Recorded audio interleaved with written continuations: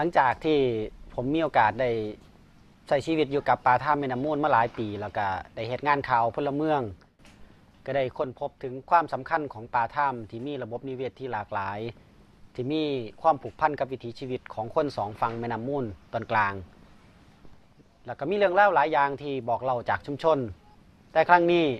อยากบอกเล่าเรื่องเล่าเรื่องควายถ้ำให้หลายคนได้ฮู้ได้เห็นที่ผ่านมาการเลี้ยงวัวเลี้ยงควายเฮาก็เห็นตามปกตินะครับซึ่งเฮาก็บ่เคยตั้งคำถามหรอกครับว่าควายถ้ำคืออีหยังแต่ว่าจนถึงปัจจุบันผู้เฒ่าหลายคนได้บอกให้เฮาฟังว่า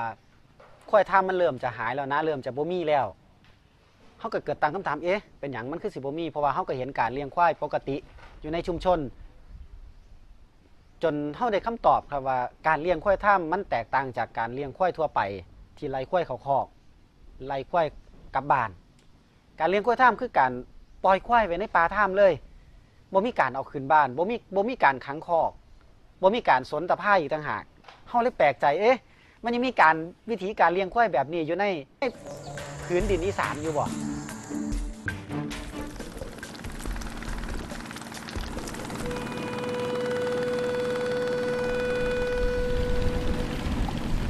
ให้ทีมงานนะครับเกิดความสนใจอยากเข้าไปติดตามเรื่องราวของควายถ้ำในเขตป่าถ้ำตำบลดอนแรดแต่เฮาก็ได้รับคำติเตือนจากผู้เฒ่าหลายคนว่าการเข้าไปท้ายถ้ำระวังเด้อระวังมันสิไล่ส้นเด้อย่าไปใกล้มันเด้อถ้าบ่เป็นเจ้าของเฮาเห็นรู้สึกอยากเห็นแบบหลายขึ้นนะครับรู้สึกว่า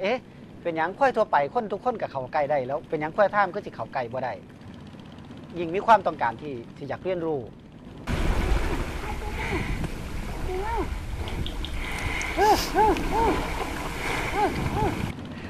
เขาบ่สามารถที่จะตามหาเจ้าของควายได้ก็เลยจำเป็นต้องเสี่ยงเข้าไปค้นหาควายด้วยตัวเอง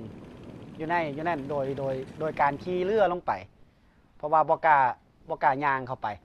ถ้าไปพ่อมันตรงๆคงสิหนีบ่ทันแน่นอนป่าถ้ำ6ต้นไม้หลายมีวิธีเดียวคือต้องขี่เรือเข้าไป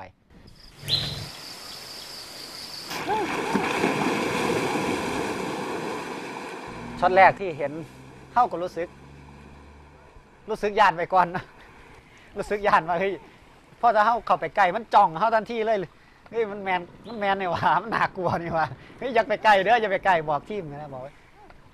ถ้าเข้าอย่าเข้าใกล้เดี๋ยวเสือใส่วิธีซูมบอกซะก่อนอย่างสินะก็ได้เตือนกัน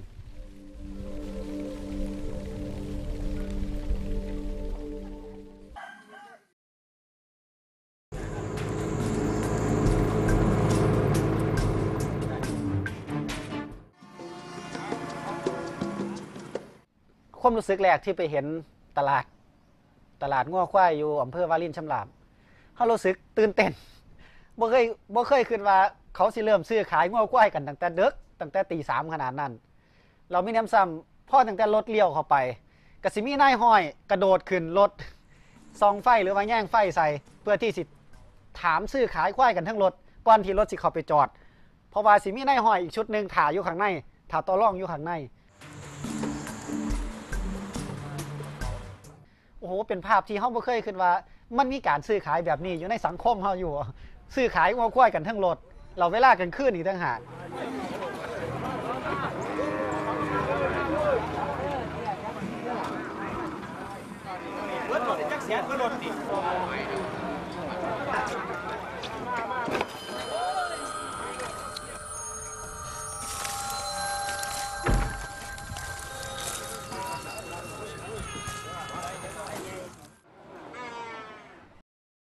พอคำปุ๋ยซึ่งเป็นนายห้อยซึ่งไปหันตลอดเราก็บอกว่า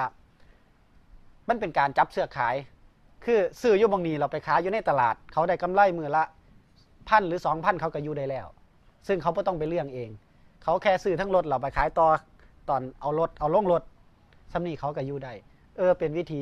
ของนายห้อยเราส่วนมากคนที่นายห้อยเรานั่นก็เป็นนายห้อยที่เป็นคนนมที่มีแห้งที่กระโดดขึ้นรถแบบคล่องแคล่วว่องไวตื่นเต้น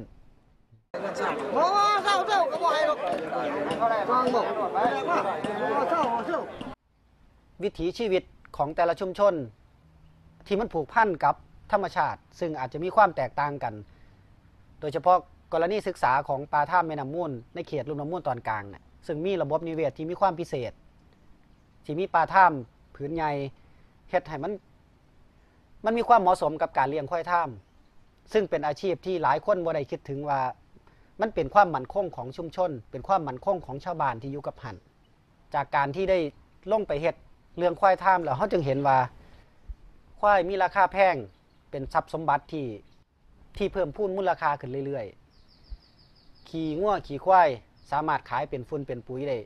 เหมาข้อขายเป็นกระสอบก็ได้มีราคาย่ำเก็บย่ำไข่ได้ป่วยบ่ต้องไปแลนหายืมเงินชุมชนสามารถที่สินายห้อยมาซื้องัวหรือซื้อควายเจ้าของขายแล้วก็เปลี่ยนเป็นเงินเพื่อที่จะรักษาเจ้าของหรืออยากแต่งการแต่งงานลูกหลานสิบวชขายงัวขายควายได้แล้วก็ที่สำคัญมันก็ต้องผูกพันกับวิถีทั่วไปคือครอบครัวหนึ่งบ่สามารถที่สิไปเลี้ยงควายอย่างเดียวได้แต่ว่าครอบครัวหนึ่งต้องไปเลี้ยงควายต้องไปทำหน้าต้องไปหาอยู่หากินชีวิตมันสัมพันธ์กันงัวควายเป็นทรัพย์สมบัติให้หน้าเป็นการเฮ็ดเข่าไว้ถ้ากินปลาท่ามได้ให้อาหารบ่ว่าสิเฮ็ดบ่ว่าสิเป็นหน่อไม้ซึ่งมันผูกพันกันแล้วหนึ่งบ่ต้องซื้องัวควายกับแพรพันธุ์พร้อมที่สิเปลี่ยนเป็นเงิน